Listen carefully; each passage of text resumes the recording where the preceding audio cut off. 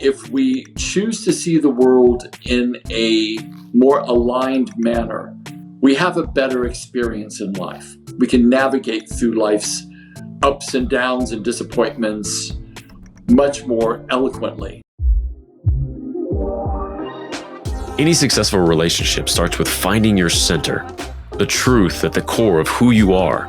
Only then can you develop the ability to truly connect with someone else. Concentric is about aligning with people who share a common center. This show gives you the tools and the skills to do just that through practical training, real-life stories and examples, and in-depth interviews with people who have taken this journey and come out the other side better for it. Welcome to Concentric. We're glad you're here. Welcome to episode 15 of Concentric. Today, Gary and I are talking about purpose. This is a nice, big, giant, broad topic for sure.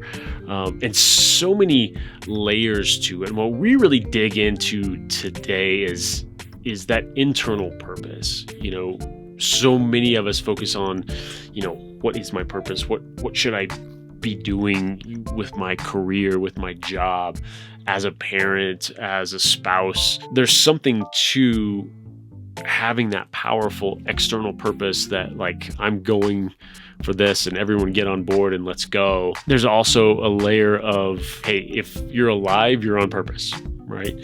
I think that's powerful as well. What Gary really takes us through is this internal purpose, how to take ourselves from, who we start out as when we come into this world to who we are when we leave it. And it's a really powerful, insightful conversation today. So let's jump in. Hello, everyone. Welcome to Concentric. Gary, how is it going? It is going great, Jason. It's really good to see you, buddy. Likewise. So much fun. We've had a good, giant span of time since we've last recorded one of these. It's been good to... I know. I've missed you. I missed you too. We have this great catch-up time always before we hit record. We would probably get a lot more done if we weren't a little, like, and this, and catching up. But that's most of the fun of this. So yes. That's the nature of the beast. It's a good one. That's right. So I really wanted to talk to you today about the subject of purpose. And that's kind of a big, broad term, right? I think, mission or values or abundance or, everyone brings so much to a term like purpose. And what's fascinated me with it the last, I guess recent while, what popped into my head was that feeling of, some people have of like, I've got to find my purpose, and like sometimes they don't do anything until like, okay, but is that my purpose? And, everything filters through there and you become manic about it, and maybe that's a good thing. I've watched people we've all seen those people who decide on a purpose in life and they've determined, hey, this is what I'm doing. And man, they can move mountains, right? When they have that purpose behind them. And some people are like, if you're alive, you're on purpose, like the spectrum is huge. So I really wanted to dig in just with the subject with you today and kind of see where, you fall in all of this on what you believe all of our purpose is. Does it matter? Is there one? All of that. So that's a big enough subject. Go. Let me jump through the hoop like a trained poodle. That's right. And go. Yeah. Okay. So it's a great topic, to tell you the truth. There's so many directions that we could go in. But the first thing that pops into my mind is the concept, first of all, the definition of purpose. Because we have different contexts in which a purpose can be lived out. One, of course, is what we're doing for a career or contribution to society, our children, if we have them, that can be designated as a purpose. But I do believe that there is a deeper, more subtle level of purpose that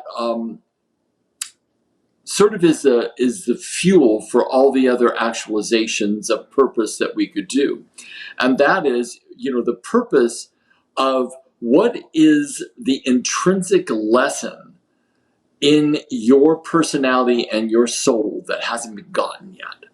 Like, what is the atrophied part of your waking up from your blind spots and actually actualizing another dimension of you? Example. So I'll just talk really, really personally. I grew up in a household where there was a lot of dysfunction and there was a lot of trauma. And as a consequence of that, my parents were fundamentally traumatized by each other, and they spent most of their focus attempting to mitigate that trauma in some way, shape, or form. What I experienced was I was on the outside, additionally attempting to help whoever the most injured one was at the time, and that changed month to month, to help that parent actually cope, become their best friends, to do whatever I could to heal them and make them better. So when people say, how much experience do you have doing therapy? I would say, like my whole life, I've been working on someone my whole life. So, but what that did for me, ultimately, at the end of the day, it dissociated me away from my needs. It dissociated me from, well, who the heck am I? Because my identity was more about, if I take care of them, then I'll be okay.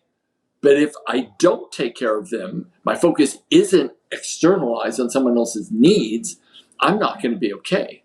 Like, if my dad abandons us and I'm left with my mother who can hardly function, I'm not going to be okay. So that's how I kind of grew up in that mindset. And that's really young. That's from a really young age.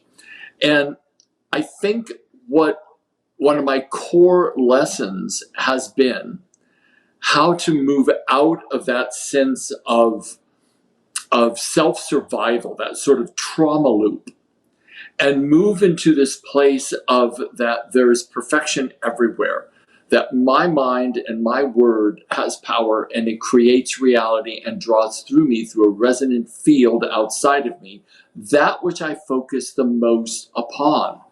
So if I'm focused on my narrative of the next catastrophe that could happen, then all I'm doing is actually resonating at the same frequency of that. Because all physical matter, all physical universe is based upon a frequency.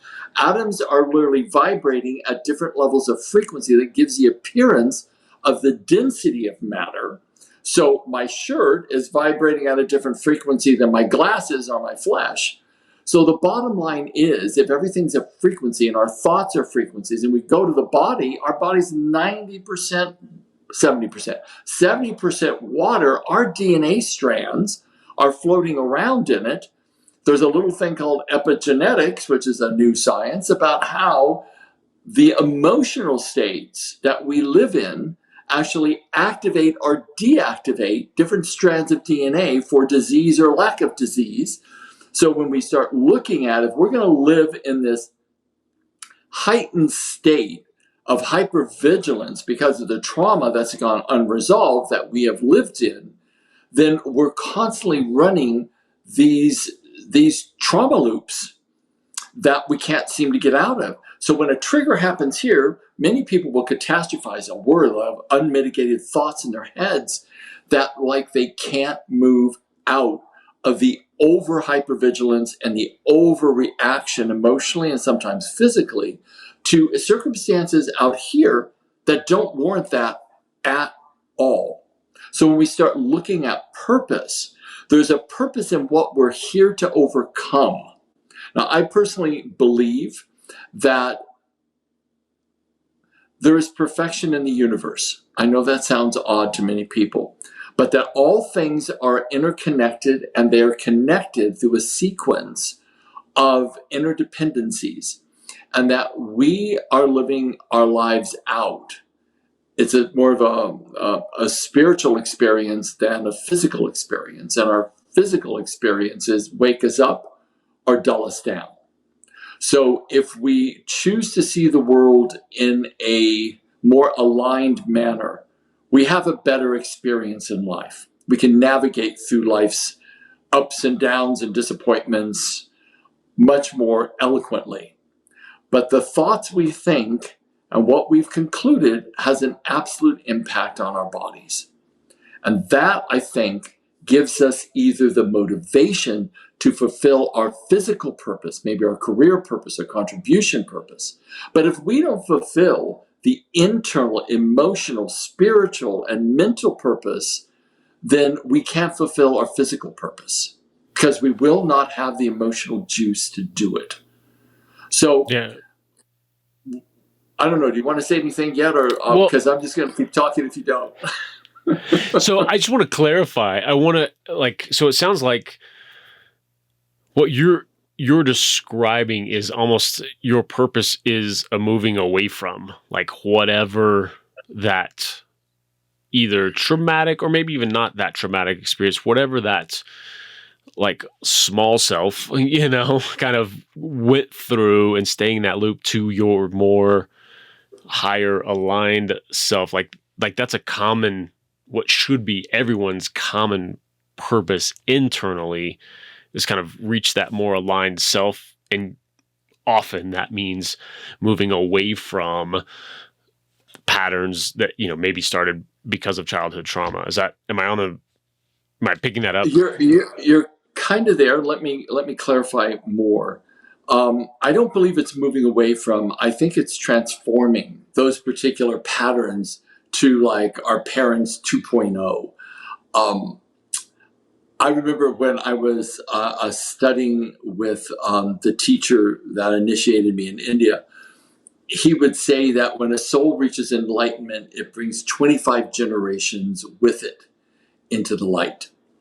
And I thought then we must then be very interconnected to our family of origin on sort of a karmic level. And if that's true, then there's a purpose for why we incarnated through those two parents.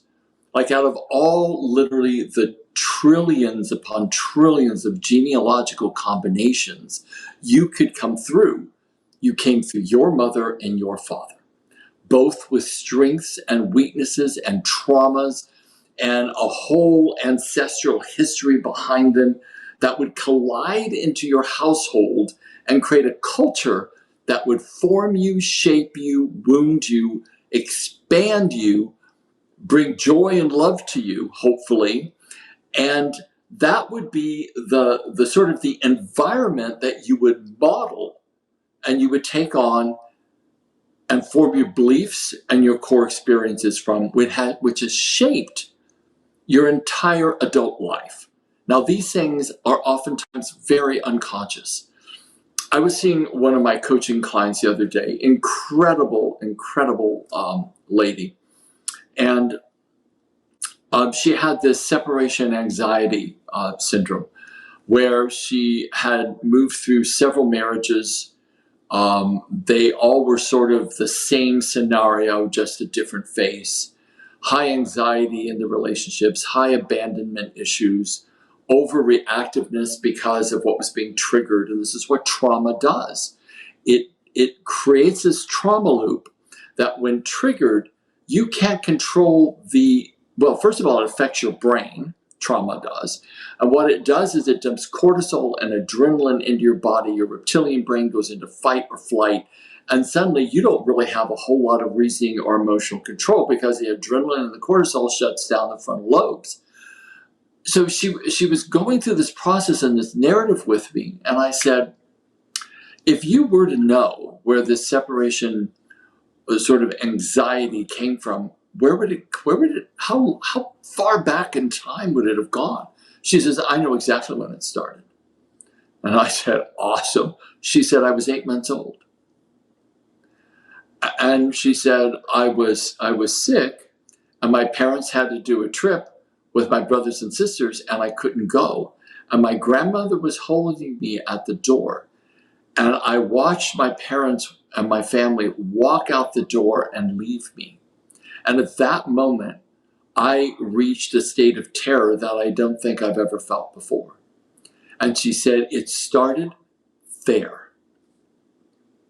And so we did the trauma resolution work, and it completely eliminated that particular trauma.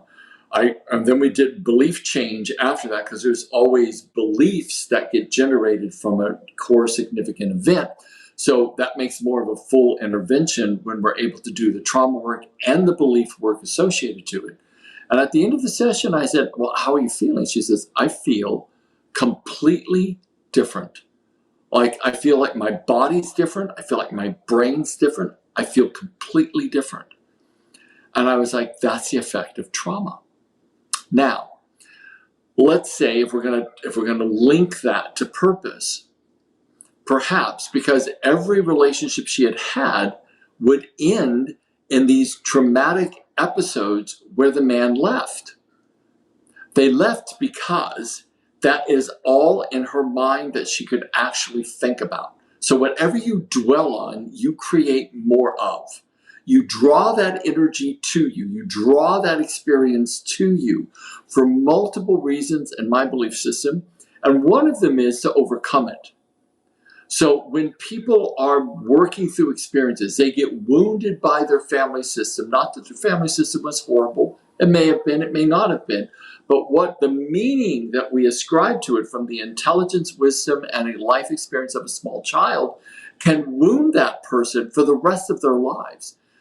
And she said to me, she said, I cannot believe that a experience at 8 months old and the beliefs associated with it would have guided and destroyed my opportunity for happiness with all these different men that I loved until I'm here now in this time, in this experience, looking at the same repeating pattern. And now maybe I have a chance to respond differently and save this marriage. And I'm like, yes, you do. So when we start looking at our purpose, in my belief system, this must have been, because I don't think anything happens by happenstance, this must have been a deep, profound spiritual experience for who knows how many lifetimes she has carried it, until she gets into the perfect family that would wound her in the most perfect way, to have her seek and seek and seek until she unravels this in a way that finally heals it. Yeah. Now, that's a big stretch. That's looking at the universe from the perspective of like, it's all good. Doesn't mean you don't suffer. You do. But the suffering has a purpose and it has a meaning. And it depends on how you utilize that and how you seek for resolution. And then the suffering has a meaning.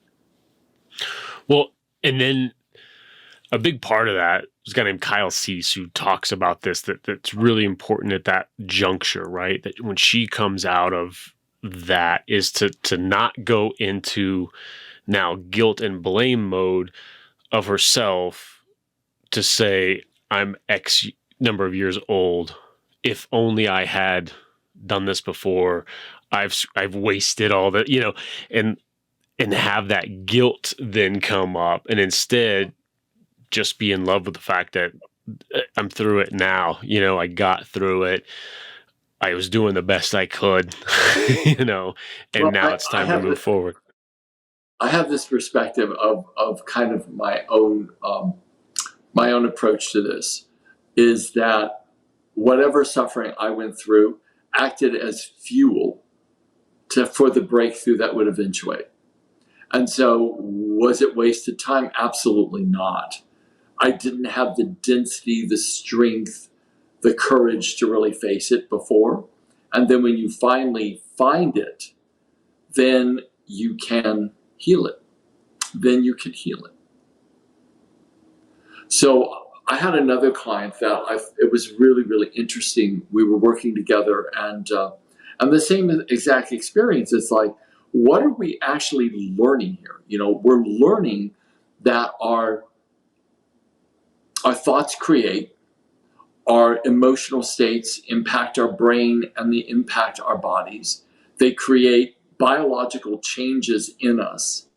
Our emotional states are far more important, and I think we have to give them far more attention to being able to bring them into balance, because if we don't, our bodies eventually decay and go into ill health.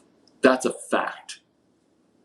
So it becomes really important to understand that this is what's happening to every single one of us, and it's always based in some form of unresolved trauma.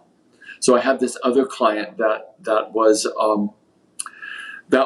had a prostate problem and had to have his prostate removed, but he still had micro PSA climbing, which means that they left some sort of cancerous tissue in his pelvic bowl, and which meant that he would have to get radiation or chemo or something. And he was absolutely deadly opposed to that. And someone asked him, he was on, I forget what it was, a plane or train or something, and they were asking why he was in town, and he said, oh, well, I was at this clinic, and I was doing this process because I've had prostate cancer. And the person asked him, well, what caused that? And he said he immediately went back to this experience at 3 years old, because the prostate for men, every organ has a psychological and emotional component to it. Prostate for men is about masculinity. And so anger about it, cancer is generally related to some form of anger. And he went right back to this age at 3 years old, but he had never met his father before 3. His father was in the Navy on these long cruises and stuff, deployments. And he only had his mother. And he said that what happened for him was the only sanctuary he had was with his best friend, this little girl, I forget her name, we'll call her Mary, this little girl named Mary that would come over and be his best friend, and they would play. She would bring her dolls over, and he would bring his teddy bear, and they would play together like that. And one day he asked his mom to buy him a doll, and she said, absolutely not, you're a boy. Only girls have dolls. You can't have a doll. And he said, I made the decision at that moment. I didn't want to be a boy. Like, I don't want to be a boy. I want to be a girl, because then I could have a doll. If you have to be a girl to have a doll, then I'm going to be a girl. I want a doll.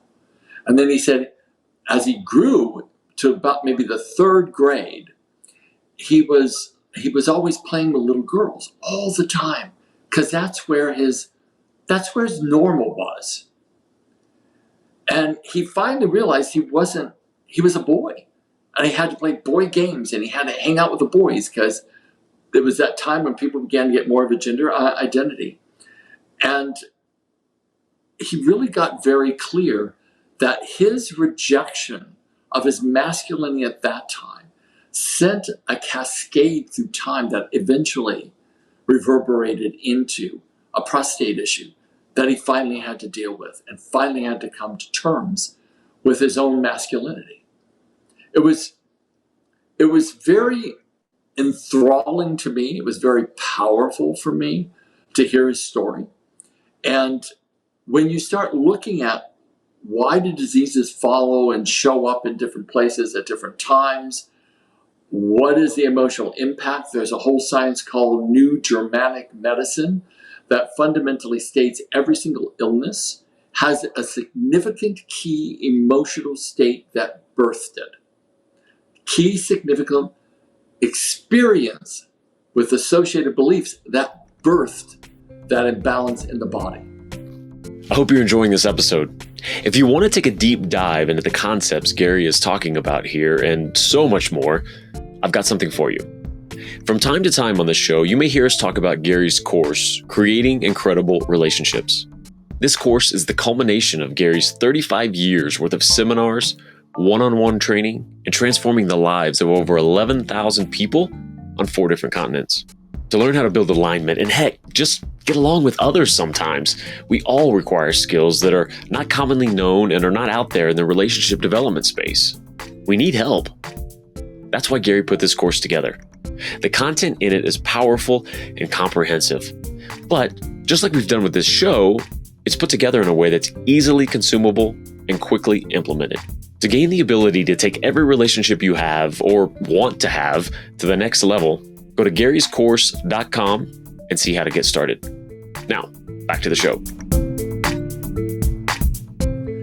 And so when we start looking at purpose, part of our purpose here, I'm going to just give this universal blanketed thing, which isn't the truth, just my truth, that we're here to understand that we are literally co-creating our reality, and we can create it any way we want it to be. If it's going to be suffering, no one's going to come along and say, I'm going to save you from the suffering. No, because you are creating the suffering here first. I was working with a client I had to fire. He was so committed to his path of self-hatred. Like, no matter what was said to him, I hate myself. I made this mistake, this mistake, this mistake, this mistake. I can never forgive myself for it. My business is nosediving. Well, of course it is. Of course it is. How could it not? Nonstop, 24/7 self-hating, running through everything he felt he ever made a mistake with, and would not take action to turn his financial ship around.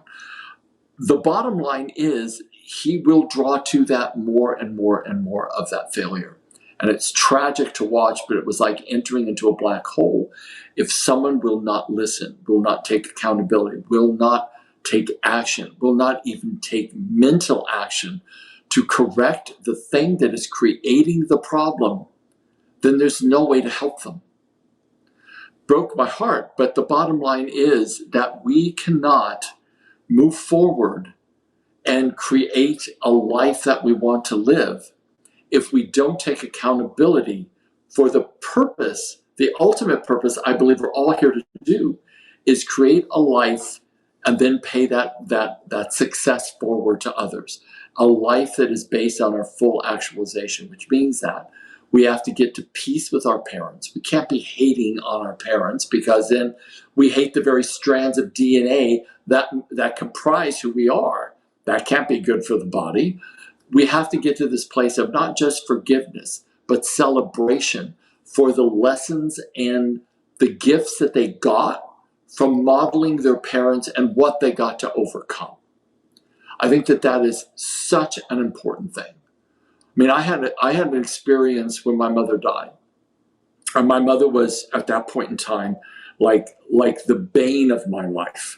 You would meet me then. I go, hi, my name's Gary. My mother completely screwed my life up. Who are you? I had this huge narrative about her. And this is what kind of healed it all. About 4 years after her death, I was working in the AIDS community with a minister for the Science of Mind Church named Kathy Hearn, who was a friend of mine. We were doing all of our big group kind of rebirths and stuff for the AIDS community there. And I was just sitting in her office one day, and she asked me some question about my mother. Never happened before. It's never happened since. So it's not like I got a gift, because I don't. But my third eye just blew open. And she had been dead for 4 years. And I said, hold on, Kathy. It's like I'm having some sort of a vision that I don't understand yet. And I could see her office, and I could see Kathy, but I was also looking into a whole nother realm of existence. And it was more of a spiritual realm. And as I'm sitting there with my eyes open talking to Kathy, my mother walks out of the clouds, because there were clouds there, of course it'd have to be. And she was dressed in white robes, the wind blowing through her hair. She was about 25. And when she died, I sat in her hospital room with her for 3 days and 3 nights. And all she did in this endless mantra and a morphine daze was repeat, I don't want to die. I don't want to die. If I could only live again, if I could only live again. Because she fundamentally wasted most of her life drinking, taking pharmaceuticals, and dating men, and living in the basement of my sister's home. And she didn't have the courage to actualize her life at all. And so I watched her, I won't say waste her life, but I watched her not actualize her life. And so she died in this ocean of regret. So when she appeared to me in that vision, she said to me, son, I loved you so much. I lived the life I lived to show you how not to live. And then she said, I died the death I died to show you how not to die. Choose the right path. Receded into the mist, third eye closed up. And I sat there with kind of my mouth open, because that experience destroyed every narrative that I had about her attempted suicides, how she molested me from a baby till I was 11. I mean, all the horror stories that I had in my head in my life experience around being her son disappeared. And I was like, I have no more condemnation.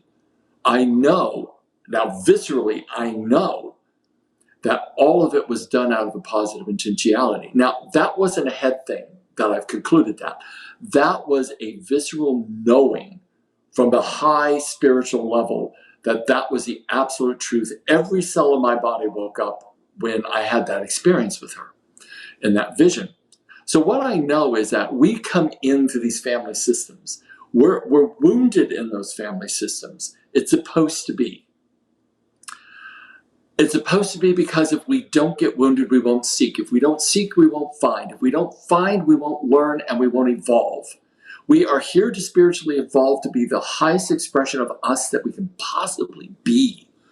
And our parents are part of that journey. I can't tell you how many clients I've seen through the years that all of their pain is based upon what they didn't get as children. But rather than learn what that is and feed themselves what they can feed themselves from it, gain the wisdom, move off the narrative to a place of creator in their life, they stay in victim. And that is where a life gets wasted. So when we look at purpose, in my experience, we require to start with where it began, with our mothers and fathers. Find out what they couldn't do. My mother couldn't actualize herself because of the intense amount of fear that she lived in. It's not like I'm like the most courageous guy on the planet, because when I get up on a stage and I'm speaking in front of a few thousand people, I'm backstage going, holy shit, I'm getting out and start talking to people, and I've got to be like whatever I've got to be. But what I do for myself is I have a process that I do, a little meditation. And I say to myself, there's someone out there that needs to hear what I have to say. It may not be everybody. It may just be a handful of people. But in that handful of people, I can help them. And so I'm going to go out there in a state of service, not a state of personal significance or making sales in the back of the room. I'm going to go out there in a state of purpose to help as many people as I possibly can. With what knowledge I've got, that's what I'm going to do, and that's why I'm here. When I can reframe it, I can do just about anything. But if you ask, oh, Gary, do you love that? I'm like, no, I don't love that experience. I don't love getting up in front of thousands of people, talking to them, because, yeah, I just don't like it. And I can do it. If I do it from the right frame of mind, then I can do it. If I do it from the wrong frame of mind, there's no possible way. So the purpose, I couldn't fulfill that purpose unless I did the inner work first. So first, find the purpose of your inner work, why you came through the family system you did. Get to celebration about it. Then your other physical work begins to start becoming more manifested towards you, more capable of doing, and have a greater ability to accomplish it. Yeah, that's so strong. And it sounds like, I think that's the distinction, right? The two, almost the two definitions of purpose, or just the two perspectives of purpose, the internal and the external, a billion different, external purposes of the kind of life you want to create, but almost that singular internal purpose that we all have of evolving, right? Of becoming our highest selves, like as much as we can, like moving that direction. And that's so powerful. And it's not destination thing in terms of create this one thing internally or externally, but it's that constant evolution and taking, for your example, right? Like taking the trauma and what developed out of that, the skills that developed out of that from such a young age of helping the external folks around you cope. But then at some point, you have to stop and go, okay, I can keep using those tools. That's fine. That's not a negative, but I can't do it from that place of I'm trying to hide in that, right? I'm trying to stay safe in that and confront the part of you that is, okay, I've been looking out and I haven't looked in at all, and worked through that trauma, worked through that pain that, that birthed those amazing skills, right? And you don't have to throw everything away. You don't have to throw the skills away just because maybe that came from a negative place. But when you can take the same action with a different purpose, like you talked about, getting on stage, right? It's where you're coming from with all of it that can make all the difference in the world.